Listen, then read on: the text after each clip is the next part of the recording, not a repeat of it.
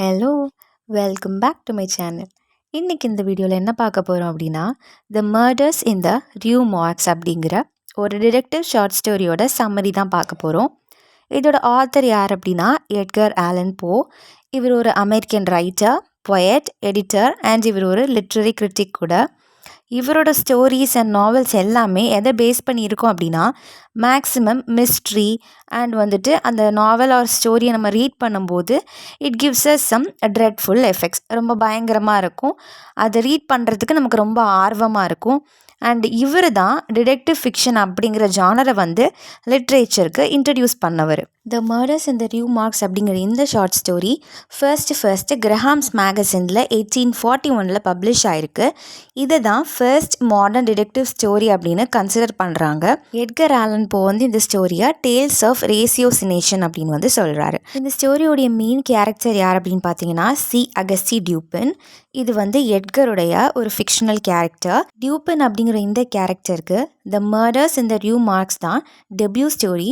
So அதுக்கப்புறமா Edgar Alan போடைய நிறைய ஸ்டோரிஸில் வந்து இந்த கேரக்டரை நம்ம பார்க்கலாம். அண்ட் இந்த ஸ்டோரியில் வந்து நிறைய மிஸ்ட்ரீஸ் இருக்குது. அண்ட் இந்த கிளைமேக்ஸே என்ன அப்படின்னா இந்த மிஸ்ட்ரீஸ் எல்லாமே எப்படி சால்வ் பண்ணாங்க அப்படிங்கிறது தான். வாங்க இப்போ நம்ம சம்மரியை பார்த்துடலாம். ஸோ இந்த ஸ்டோரி வந்து பிகின் ஆகும்போது ஒரு அன்னேம்டு நரேட்டர் ஒரு லென்த்தி ப்ரிஃபேஸ் கொடுக்குறாங்க. அந்த ப்ரிஃபேஸ் எதை பற்றினா ஒரு பர்சனுக்கு அனலிட்டிக்கல் மைண்ட் இருந்தால் அவங்களோட லைஃப் எவ்வளோ நல்லா இருக்கும் அண்ட் அவங்களுக்கு என்னென்ன பெனிஃபிட்ஸ்லாம் அவங்களோட லைஃப்பில் இருக்கும் அப்படிங்கிற மாதிரி தான். அண்ட் இன்னும் என்ன சொல்கிறார் அப்படின்னா கண்டிப்பாக ஒரு மனுஷனுக்கு வந்து அனலிட்டிக்கல் மைண்ட் இருக்கணும். அப்போ தான் அவனோட லைஃப்பில் வந்து கிளியராக டிசிஷன்ஸ் எடுக்க முடியும் அண்ட் என்ன இஷ்யூஸ் வந்தாலும் அதை ஃபேஸ் பண்ண முடியும் அப்படின்னு சொல்கிறாரு. அதுக்கப்புறம் என்ன சொல்கிறார் அப்படின்னா லைஃப்பில் ஒரு பர்சன் எடுத்து வைக்கிற எல்லா ஸ்டெப்ஸுமே ஒரு செஸ் கேமில் நம்ம ஒரு காயின்ஸை மூவ் பண்ணும்போது எவ்வளோ டாக்டிக்ஸ் யூஸ் பண்ணி கிளியராக மூவ் பண்ணுவோமோ அதே மாதிரி தான் நம்மளோட லைஃப்லையும் நம்மளோட மூவ்ஸ் இருக்கணும் அப்படின்னு சொல்கிறாரு. அண்ட் வந்து ஒரு அனலிட்டிக்கல் மைண்ட் இருந்துச்சு அப்படின்னா செஸ் கேம் விளையாடுறதும் ஈஸி, லைஃப்பில் இருக்கிற ப்ராப்ளம்ஸை சால்வ் பண்ணுறதும் ஈஸி அப்படிங்கிற மாதிரி சொல்கிறாரு. ஸோ நரேட்டர் வந்து இதை சொல்லி முடிச்சதுக்கு அப்புறமா யாரை பற்றி நமக்கு இன்ட்ரடியூஸ் பண்ணுறாரு அப்படின்னா நம்மளோட மெயின் கேரக்டர் டியூபின் பற்றி. ஸோ நம்மளோட நரேட்டர் வந்து பாரிஸில் இருக்கும்போது தான் டியூபினை வந்து ஃபஸ்ட்டு மீட் பண்ணியிருக்காரு. ஸோ இந்த டியூபின் யார் அப்படின்னா ஒரு ஃபேமஸ் டிடெக்டிவ். ஸோ டியூபின் வந்து அந்த ஊர்லேயே ஒரு வெல் நோன் பர்சன் அண்ட் ஒரு ரெஸ்பெக்டட் பர்சன் ஆல்சோ. எல்லாருமே வந்து அவரை ரொம்ப அட்மையர் பண்ணுவாங்க. அவரோட அனலிட்டிக்கல் மைண்ட் அண்ட் அவரோட ப்ராப்ளம் சால்விங் ஸ்கில்ஸை பார்த்து எல்லா மக்களுமே ரொம்ப ஆச்சரியப்படுற அளவுக்கு அவர் இருக்கார். அண்ட் வந்து அவர் ஏதாச்சும் ஒரு விஷயத்துக்கு ரொம்ப தாராளமாக செலவு பண்ணுறாரு அப்படின்னா அது கண்டிப்பாக புக்ஸுக்காக மட்டும்தான் இருக்கும் அப்படின்னு நம்ம நரேட்டர் வந்து மென்ஷன் பண்ணுறாரு. அண்ட் ரெண்டு பேரும் எங்கே மீட் பண்ணாங்களான்னா லைப்ரரியில். ஸோ லைப்ரரியில் வந்து டியூபின் ஒரு ரொம்ப ஃபேமஸான ஒரு புக்கை வந்து சர்ச் பண்ணிகிட்டு இருக்கும்போது தான் ரெண்டு பேரும் ஆக்சிடெண்ட்டாக மீட் பண்ணியிருக்காங்க. அதுக்கப்புறமா அவங்களோட ஃப்ரெண்ட்ஷிப் போக போக டெவலப் ஆகி ரெண்டு பேருமே கிட்டத்தட்ட ஒரே ரூமை ஷேர் பண்ணுற அளவுக்கு ரொம்ப க்ளோஸ் ஆகியிருக்காங்க. அந்த ஊரில் உள்ள மக்கள் எப்படி டியூபினை பார்த்து வியந்தாங்களோ அதே மாதிரி நம்ம நரேட்டருக்கும் டியூபினோட அந்த அனலிட்டிக்கல் மைண்ட் ரொம்பவே பிடிச்சிருந்துச்சு. அவர் ஒரு இன்ஸ்பிரேஷனாகவே அவரை எடுத்துக்கிட்டார் அப்படின்னு சொல்லலாம். அவர் எப்படி அவரை இன்ஸ்பிரேஷனாக எடுத்துக்கிட்டார் அப்படிங்கிறதுக்கு நமக்கு ஒரு எக்ஸாம்பிள் சொல்கிறாரு. ஸோ அது என்ன அப்படின்னா ஒரு நாள் நரேட்டர் வந்து ரொம்ப ஒரு டீப் தாட்டில் இருந்திருக்காரு. ஸோ அவர் எதை பற்றி திங்க் பண்ணாரோ அதே விஷயத்தை பற்றி டியூபின் வந்து அவர்கிட்ட இதை பற்றி தானே யோசிச்சுட்டு இருக்கீங்க அப்படின்னு சொல்லி கேட்டிருக்காரு. ஸோ இந்த விஷயத்தை பார்த்து ரொம்பவே அமேஸ் ஆகிட்டார் நம்மளோட நரேட்டர். ஸோ இதுக்கப்புறம் தான் ஒரு இன்ஸ்பிரேஷன் மாதிரி. ஸோ ஏற்கனவே அவரோட அனலிட்டிக்கல் மைண்ட் அவருக்கு தெரியும் அண்ட் இந்த இன்சிடென்ட்க்கு அப்புறமா ரொம்பவே அவரோட அந்த பிஹேவியர் வந்து பிடிச்சி போச்சு அப்படிங்கிற மாதிரி சொல்கிறாரு. ஸோ டியூபின் வந்து அவர் மனசில் நினச்சிட்டு இருந்தது எப்படி கண்டுபிடிச்சாரானா அதுக்கு முன்னாடி அவங்கக்கிட்ட இருந்த ஃபியூ கான்வர்சேஷன்ஸ். ஸோ எதை பற்றியெல்லாம் அவங்க டிஸ்கஸ் பண்ணாங்க, எதை பற்றியெல்லாம் பேசிகிட்டு இருந்தாங்க, அந்த விஷயங்களை வச்சு தான் என்ன அவரோட மனசில் ஓடிட்டுருக்கும் அப்படிங்கிறத வந்து கண்டுபிடிச்சேன் அப்படிங்கிற மாதிரி டியூபின் வந்து ரிவீல் பண்ணுவார். அண்ட் வந்து இவங்க ஒரு நாள் ஒரு மர்டர் ஸ்டோரியை பற்றி நியூஸ் பேப்பரில் இருக்கிறத ரீட் பண்ணிகிட்டு இருக்காங்க. அது எதை பற்றி அப்படின்னா ஒரு ப்ரூட்டல் மர்டர், ஒரு அப்பார்ட்மெண்ட்டில் நடந்த ஒரு ப்ரூட்டல் மர்டர் பற்றி. யாரெல்லாம் மர்டர் பண்ணப்பட்டாங்க அப்படின்னா மேடம் எல் எஸ்பானியே அண்ட் அவங்களோட டாட்டர் மேடமோய்செல்லி கேமிலி எல் இஸ்பானியே. ஸோ இவங்க ரெண்டு பேரும் தான் மர்டர் பண்ணப்பட்டது. இவங்களோட டாட்டரோட டெட் பாடி வந்து சிம்னிக்கு உள்ளாடி சொருகி வச்சுருக்காங்க. அண்ட் அந்த அம்மாவோட டெட் பாடி வந்து பேக் யார்டில் கிடச்சிருக்கு. அந்த ஆர்டிக்கலில் என்ன சொல்லியிருக்காங்க அப்படின்னா, அந்த மர்டருக்கு எந்த ஒரு க்ளூவுமே கிடைக்கலையாம். நிறைய இன்டர்வியூ வந்து அந்த நெய்பர்ஸ் கிட்டலாம் பண்ணியிருக்காங்க. லைக் இன்வெஸ்டிகேட் பண்ணுவாங்க இல்லையா நெய்பர்ஸ் கிட்ட. என்ன எப்படி நடந்துச்சு? நீங்கள் ஏதாச்சும் பார்த்தீங்களா? எப்படி அந்த பாடியை நீங்கள் கண்டுபிடிச்சிங்க? அப்படிங்கிற மாதிரி அவங்க கிட்டலாம் நிறைய இன்டர்வியூ எடுத்து அதையுமே அந்த நியூஸ் பேப்பரில் அதுக்கு கூட பப்ளிஷ் பண்ணியிருக்காங்க. ஸோ அந்த நெய்பர்ஸ் சொன்ன தகவல் என்ன அப்படின்னா, அந்த ஃபேமிலி வந்து 6 இயர்ஸாக அந்த அப்பார்ட்மெண்ட்டில் வாழ்ந்துட்டுருக்காங்கன்னும் அண்ட் அவங்களுக்கு இது வரைக்கும் எந்த எனிமீஸுமே கிடையாது. அவங்க ஃபினான்ஷியல் ஸ்டேட்டஸ் பொறுத்த வரைக்கும் ரொம்ப ரிச் தான். எந்த வகையிலுமே அவங்களுக்கு பெரும்பாலும் எனிமீஸ் இருந்த மாதிரியே இல்லை அப்படிங்கிற மாதிரி சொல்கிறாங்க.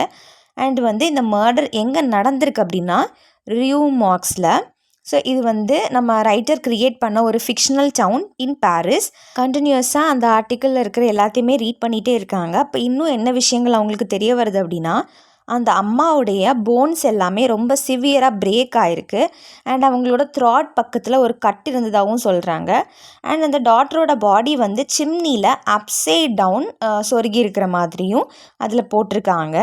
இது வரைக்கும் இந்த அளவுக்கு ஒரு கொடூரமான கொலை அந்த இடத்துல நடந்ததே இல்லை அப்படிங்கிற மாதிரி சொல்லியிருக்காங்க. ஆனால் அந்த நெய்பர்ஸ் மட்டும் இல்லாமல் அந்த ஹோல் சிட்டியே வந்து ரொம்ப பதட்டமாக அடுத்து நம்மளுக்கும் இந்த மாதிரி நடந்துருமோ அப்படின்னு ஒரு பயத்தில் இருக்கிற மாதிரியும் அந்த ஆர்டிக்கலில் சொல்லியிருக்காங்க. அண்ட் வந்து எல்லாருக்குமே ஒரு வியக்கத்தக்க ஒரு விஷயம் என்ன அப்படின்னா, இந்த மர்டர் வந்து 4th ஃப்ளோரில் நடந்திருக்கு. பட் அந்த ஃப்ளோரில் இருக்கிற டோர் இருக்கு இல்லையா, அந்த அப்பார்ட்மெண்ட்டோட அவங்களோட டோர் உள் பக்கமாக பூட்டி இருந்ததாக சொல்லியிருக்காங்க. ஸோ எப்படி இந்த மர்டர் நடந்துச்சு அப்படிங்கிறது ஒரு மிஸ்ட்ரியாகவே இருந்திருக்கு. அண்ட் அவங்க கண்டுபிடிச்ச எவிடன்ஸ் என்னெல்லாம் அப்படின்னா, அவங்களோட ஹவுஸ்க்கு உள்ளாடி ஒரு ரேசர் அண்ட் வந்து 2 bag full of gold coins கண்டுபிடிச்சிருக்காங்க. அண்ட் வந்து அந்த நெய்பர்ஸ் சொன்ன தகவல் வச்சு இன்னும் என்ன கண்டுபிடிச்சிருக்காங்கன்னா, 2 டைப்ஸ் ஆஃப் வாய்ஸஸ் கேட்டுச்சு நைட்டு. ஸோ ஒன்று வந்து ஒரு மேலோட வாய்ஸு, இன்னொன்று வந்து ஃப்ரெஞ்சில் யாரோ ஏதோ கத்துன மாதிரி இருந்துச்சு அப்படிங்கிற மாதிரி சொல்லியிருக்காங்க. அண்ட் இவ்வளோ விஷயம் கேதர் பண்ணதுக்கு அப்புறமாவுமே யார் பண்ணியிருப்பாங்க அப்படிங்கிறது யாராலையுமே கண்டுபிடிக்க முடியலை. அண்ட் கன்க்ளூஷன் என்ன அப்படின்னா, இந்த மர்டருக்கு எந்த க்ளூவுமே இல்லை. லைக் எதை வச்சு இன்வெஸ்டிகேட் பண்ணலாம் அப்படிங்கிற ஒரு ஸ்டார்டிங் பாயிண்ட் கூட இல்லை அப்படிங்கிற மாதிரி அதில் கொடுத்துருக்காங்க. அண்ட் இந்த பாடியை எக்ஸாமின் பண்ண சர்ஜியன்லாம் என்ன சொல்லியிருக்காங்க அப்படின்னா, ரொம்ப ப்ரூட்டலாக இந்த மர்டர் வந்து நடந்திருக்கு. லைக் இந்த அளவுக்கு ஒரு ஒரு மோசமான மர்டர், ஒரு கொடூரமான மர்டரை வந்து அந்த டாக்டர் கூட எக்ஸாமின் பண்ணதில்லை அப்படிங்கிற மாதிரி அந்த ஆர்டிக்கலில் வந்து போட்டிருக்காங்க. இன்னும் அவங்களுக்கு கிடைச்ச ஒரே ஒரு இன்ஃபர்மேஷன் என்ன அப்படின்னா, அடால்ஃப் லீபான் அப்படிங்கிற ஒரு பேங்க் கிளர்க்கு தான் அந்த அம்மாவை வந்து ஒரு 3 நாளைக்கு முன்னாடி பார்த்தாங்க. மற்றபடி எந்த சஸ்பெக்ட்டுமே இல்லை, எந்த ஒரு க்ளூவுமே இல்லை அப்படின்ட்டு சொன்னனால இவன் மட்டும்தான் இப்போதைக்கு கிடைச்ச ஹியூமன் க்ளூ. ஸோ இவனை வந்து என்ன பண்ணுவாங்க, சந்தேகத்தின் பேரில் வந்து அரெஸ்ட் பண்ணி ஜெயிலில் போட்டுடுவாங்க. ஸோ இவ்வளோ நேரம் நான் சொன்னேன் இல்லையா, இந்த இன்ஃபர்மேஷன் எல்லாமே வந்து டியூபின் அண்ட் நரேட்டர் வந்து அந்த நியூஸ் பேப்பரை ரீட் பண்ணி கண்டுபிடிச்ச விஷயங்கள். ஸோ இப்போ டியூபின் வந்து நரேட்டர் கிட்ட இதை நம்ம ரீட் பண்ணோம் இல்லையா, இந்த கேஸ் பற்றி உங்களோட ஒப்பீனியன் என்னன்னு சொல்லுங்க அப்படின்னு கேட்குறாரு. ஸோ நரேட்டர் வந்து என்ன சொல்கிறாரு அப்படின்னா, இந்த கேஸுக்கு அங்கேயே போட்டிருக்காங்கல்ல எந்த க்ளூவுமே இல்லை அப்படின்னு. ஸோ இந்த கேஸை சால்வ் பண்ணுறதுக்கு எந்த பாசிபிலிட்டியுமே இல்லை, மர்டரர் யாருன்னு நம்மளால் கண்டுபிடிக்க முடியாது அப்படிங்கிற மாதிரி சொல்கிறாரு. இதுக்கு டியூபின் என்ன பதில் சொல்கிறார் அப்படின்னா, இந்த கேஸோட ப்ரொசீடிங்ஸ் எல்லாமே தப்பாக இருக்குது, நம்ம திருப்பி இந்த கேஸை வந்து ரீஎக்ஸாமின் பண்ணணும், அப்போ தான் யார் உண்மையான மர்டரர்னு கண்டுபிடிக்க முடியும் அப்படிங்கிறாரு. அண்ட் வந்து நம்ம நரேட்டர் என்ன சொல்கிறாரு அப்படின்னா, நீங்களே ஒரு டிடெக்டிவ் தானே, ஸோ நீங்களே இந்த கேஸை ஏன் ட்ரை பண்ணக்கூடாது அப்படின்னு கேட்குறாரு. ஸோ டியூபினுக்கு வந்து ஒரு போலீஸை தெரியும். ஸோ அந்த போலீஸ் மூலமாக இவங்க வந்து அந்த மர்டர் நடந்த இடத்த போய் பார்க்கலாம் அப்படின்னு பெர்மிஷன் வாங்கிட்டு போய் பார்க்குறாங்க. அங்கே அவங்க பெர்மிஷன் கேட்ட மாதிரியே அவங்களுக்கு பெர்மிஷனும் கிடச்சிருச்சு. ஸோ ஒரு இடம் விடாமல் எல்லா இடத்தையுமே அவர் வந்து ரீஎக்ஸாமின் பண்ணுறாரு. அண்ட் அவங்க நெய்பர்ஹுட்டை கூட போய் மறுபடியும் ஆல்ரெடி நெய்பர்ஹுட்டில் விசாரித்து இந்த இன்ஃபர்மேஷன்ஸ்லாம் கிடச்சிருக்கு. அது போக திருப்பியும் இவர் மறுபடியுமே போய் எல்லாத்தையுமே ரீஎக்ஸாமின் பண்ணுறாரு. அண்ட் திருப்பி இப்போது எல்லாமே பண்ணி முடிச்சுட்டு இவங்க வந்து வீட்டுக்கு வந்துட்டாங்க. வீட்டுக்கு வந்ததுக்கப்புறமா டியூபின் வந்து நரேட்டர்கிட்ட கேட்குறாரு, நீங்கள் அந்த ஸ்பாட்டில் வந்து ஏதாச்சும் கண்டுபிடிச்சிங்களா அப்படிங்கிற மாதிரி கேட்குறாரு. நரேட்டர் என்ன சொல்கிறாரு அப்படின்னா, அந்த ஆர்டிக்கிளில் மென்ஷன் பண்ணதை தவிர நான் பெருசாக அங்கே எதுவுமே கண்டுபிடிக்கல, எனக்கு சஸ்பெக்ட் பண்ணுற மாதிரி எதுவும் இல்லை அப்படிங்கிற மாதிரி சொன்னோடனே டியூபன் சொல்கிறாரு, நான் வந்து அந்த ஸ்ட்ரேஞ்ச் வாய்ஸ் கேட்டுச்சுன்னு சொன்னாங்க இல்லையா, அதை பற்றி நான் வந்துட்டு திருப்பி அதை யோசித்து பார்த்தேன். ஸோ அது என்ன நான் உங்களுக்கு சொல்கிறேன் அப்படிங்கிற மாதிரி ஏதோ சொல்ல வராரு. ஃபர்ஸ்ட் திங் அவர் யோசித்தது வந்து அந்த ஸ்ட்ரேஞ்ச் வாய்ஸ். செகண்ட் திங் அவர் என்ன சொல்கிறாரு அப்படின்னா, அந்த மர்டர் வந்து எப்படி எஸ்கேப் ஆனால் நீங்கள் யோசித்து பார்த்தீங்களா? லைக் அந்த மாடியில் 4th ஃப்ளோரில் மர்டர் நடந்திருக்கு. பட் லாக் வந்து உள்பக்கமாக, லைக் டோர் வந்து உள்பக்கமாக பூட்டியிருக்கு. பட் அந்த கிரிமினல் எப்படி தப்பிச்சு போனால் நீங்கள் யோசிச்சு பார்த்தீங்களா அப்படின்னு. அவன் எப்படி தப்பிச்சிருப்பான்னு நான் ஒரு கெஸ் பண்ணுறேன். எப்படின்னா, பெட்ரூமில் இருக்கிற விண்டோ வழியாக அவன் தப்பிச்சிருப்பான். ஈவன் அது உள் வழியாக லாக் பண்ணி இருந்தாலுமே அதோட டிசைன் எப்படின்னா, நம்ம வெளியிலேருந்தும் திறக்கலாம், உள்ளேருந்தும் திறக்கலாம். பட் அது நம்ம வெளியிலேருந்தும் பூட்டுற மாதிரி, உள்ளேருந்தும் பூட்டுற மாதிரி, அப்படி ஒரு டிசைன். ஸோ வெளியில் போயிட்டு அதை லாக் பண்ணியிருக்கலாம். ஸோ இப்படி நான் ஒரு விஷயம் சஸ்பெக்ட் பண்ணுறேன் அப்படிங்கிற மாதிரி டியூபன் வந்து சொல்கிறாரு. அண்ட் இன்னொரு விஷயம் என்ன சொல்கிறார் அப்படின்னா, மர்டரருக்கு வந்து தாவி தாவி போகிற எபிலிட்டி வந்து இருக்குது. ஸோ அப்போ தான் அவனால் 4th ஃப்ளோர்லேருந்து கிரவுண்ட் ஃப்ளோருக்கு அந்த தாவி தாவி போயிருக்க முடியும். அண்ட் இன்னொன்று என்ன சொல்கிறார் அப்படின்னா, இந்த மர்டரோட மோட்டிவ் வந்து மணி கிடையாது. பிகாஸ் அங்கேருந்து எதையுமே மர்டர் வந்து திருடிட்டு போகலை, ஜஸ்ட்டு கொலை மட்டும் தான் பண்ணியிருக்கான் அப்படின்னு இவ்வளோ விஷயங்களை சொல்கிறாரு. இவ்வளோ விஷயங்களை சொல்லிட்டு, இப்போ உங்களுக்கு இந்த மர்டரர் யாராக இருக்கும், என்ன நீங்கள் கெஸ் பண்ணுறீங்க நரேட்டர்கிட்ட கேட்குறாரு. அப்போ அந்த நரேட்டர் வந்து என்ன சொல்கிறாரு அப்படின்னா, இது ஒருவேளை ஒரு மேட் மேனாக இருக்குமோ, ஒரு பைத்தியக்காரனாக இருக்குமோ, எங்கேயாச்சும் இருந்து தப்பிச்சு வந்து சைக்கோவாக இருக்குமோ அப்படிங்கிற மாதிரி நான் கெஸ் பண்ணுறேன் நரேட்டர் சொல்கிறாரு. அண்ட் இப்போ டியூபின் என்ன பண்ணுறாரு அப்படின்னா, ஒரு ஹேர் சாம்பிளை வந்து நரேட்டர்கிட்ட கொடுக்குறாரு. இது நான் அங்கேருந்து கண்டுபிடிச்ச ஹேர் சாம்பிள் அப்படின்னு கொடுக்குறாரு. ஸோ நரேட்டர் என்ன சொல்கிறாரு அப்படின்னா, இதை பார்க்குறதுக்கு ஒரு ஹியூமன் ஹேர் மாதிரியே இல்லை அப்படின்னு சொன்னோன்னே, ஆமாம் இது வந்து ஒரு ஹியூமன் ஹேர் இல்லை, இதை வந்து டாட்டரோட பாடிக்கு மேலேருந்து நான் கண்டுபிடிச்சேன்னு டியூபின் சொல்கிறாரு. இன்னும் டியூபின் என்ன சொல்கிறாரு அப்படின்னா, அந்த பாடியில் இருக்கிற மார்க்ஸ் அண்ட் அந்த ஹர்ட் எல்லாமே பார்த்தா ஒரு ஹியூமன் பண்ண மாதிரி இல்லை, அந்த மர்டரர் வந்து கண்டிப்பாக ஒரு நான் ஹியூமன் தான் அப்படின்னு வந்து 2 பேருமே ஒரு கன்க்ளூஷனுக்கு வராங்க. 2 பேரோட தாட்ஸுமே கிட்டத்தட்ட லாஸ்ட் டைம் வந்து பொருந்திருச்சு. ஸோ மர்டரர் வந்து ஒரு மனுஷனே இல்லை அப்படிங்கிற மாதிரி சொல்கிறாங்க. ஸோ இவங்க 2 பேருமே அந்த விஷயத்துக்கு அக்ரி பண்ணதுக்கு அப்புறமா டியூபன் என்ன சொல்கிறார் அப்படின்னா, மர்டரர் யாருன்னு எனக்கு தெரியும், அது வேறு யாரும் இல்லை, ஒரு ஏப் வெரைட்டியான ஓரங்குட்டான் அப்படின்னு வந்து சொல்கிறாரு. சொல்லிவிட்டு அதோடைய ஃபெரோஷியஸ் நேச்சரை பற்றி சொல்கிறாரு. ஸோ அந்த ஓரங்குட்டான் வந்து எப்படி பிஹேவ் பண்ணும் அப்படிங்கிற மாதிரி அதோட நேச்சர் எல்லாமே சொல்லிவிட்டு, அந்த மர்டருக்கும் இந்த ஓரங்குட்டானுடைய அந்த பிஹேவியருக்கும் கனெக்ஷன்ஸை வந்து நரேட்டருக்கு எக்ஸ்பிளைன் பண்ணுறாரு.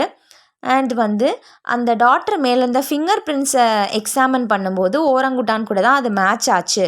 ஸோ அதனால தான் நான் வந்து அது ஒரு நான் ஹியூமன் அப்படின்னு கன்க்ளூஷனுக்கு வந்தேன். அண்ட் இதனால தான் பீப்புளால் அது மர்டரர் யாருங்கிறத கண்டுபிடிக்கவே முடியலை அப்படிங்கிற மாதிரியும் சொல்கிறாரு. ஸோ இப்போது அது ஒரு ஓரங்குட்டான் அப்படிங்கிறது கண்டுபிடிச்சிட்டாங்க. பட் அது யாரோட ஓரங்குட்டான், எதனால் அது அவங்கள கொன்னுச்சு அப்படிங்கிறது தெரியாது இல்லையா? ஸோ அதனால் வந்து இவர் ஒரு அட்வர்டைஸ்மெண்ட் கொடுக்குறாரு. இப்படி ஒரு ஓரங்குட்டானை வந்து யாராவது தொலைச்சிங்களா, மிஸ் பண்ணிங்களா கொஞ்ச நாளைக்கு முன்னாடி அப்படிங்கிற மாதிரி ஒரு அட்வர்டைஸ்மெண்ட் கொடுத்தோன்னே ஒரு சேலர் வந்து இவரை வந்து மீட் பண்ணுறாரு. ஆமாம், என்னோட ஓரங்குட்டான் தான் கொஞ்ச நாளைக்கு முன்னாடி தப்பிச்சு போச்சு அப்படிங்கிற மாதிரி. ஸோ அது வந்து நான் போர்னியாவிலேருந்து வாங்கி பாரிஸ்க்கு கொண்டு வந்தேன். ஸோ அந்த ஓரங்குட்டான் வந்து என்ன பண்ணும் அப்படின்னா, இது எல்லாமே வந்து சேலர் சொல்கிறாரு. ஸோ அந்த ஓரங்குட்டான் வந்து இவர் ஷேவ் பண்ணும்போது அதுவுமே ரேசர் வச்சு ஷேவ் பண்ணுற மாதிரி ஆக்ட் பண்ணுமாம். இவர் பண்ணுற எல்லா விஷயங்களையுமே இமிட்டேட் பண்ணுமாம். அப்போ திடீர்னு என்னாச்சு அப்படின்னா, அதோட நாட்டினஸ் வந்து ரொம்ப ஓவர் ஆகி அது அன்கண்ட்ரோலபிளாக மாறி தப்பிச்சு ஓடிருச்சு. ரியூ மார்க்ஸில் இருக்கிற ஸ்ட்ரீட்டுக்குள்ளே போயிடுச்சு. அந்த டைமில் தான் ஏதோ ஒரு வீட்டுக்குள்ளே இது புகுந்துருச்சு. ஸோ நான் அதை வந்து எப்படியோ பிடிச்சி நான் வந்து அதை கொண்டு போயிட்டேன், அதை கொண்டு போய் விற்றுட்டேன் அப்படிங்கிற மாதிரி சொல்கிறாரு.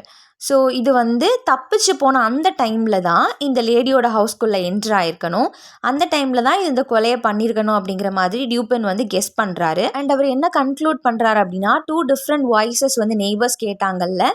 ஸோ அந்த ஸ்ட்ரேஞ்ச் வாய்ஸ் வந்து அந்த ஓரங்குட்டானோடது, ஒரு மேல் வாய்ஸ் கேட்டுச்சுன்னு சொன்னாங்க இல்லையா, அது வந்து அந்த செயலரோடையது அப்படிங்கிற மாதிரி கன்ஃபார்ம் பண்ணுறாரு.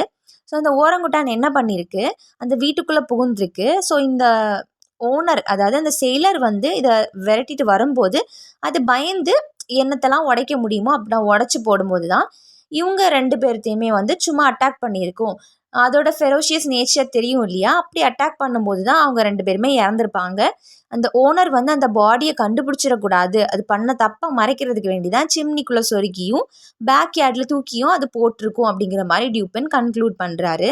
ஸோ இது எல்லாத்தையுமே வந்து செயிலர் வாயிலேருந்து இவர் எதுக்கு வர வச்சார் அப்படின்னா, ஒரு பேங்க் கிளர்க் வந்து தேவையில்லாமல் ஜெயிலில் இருக்கான்.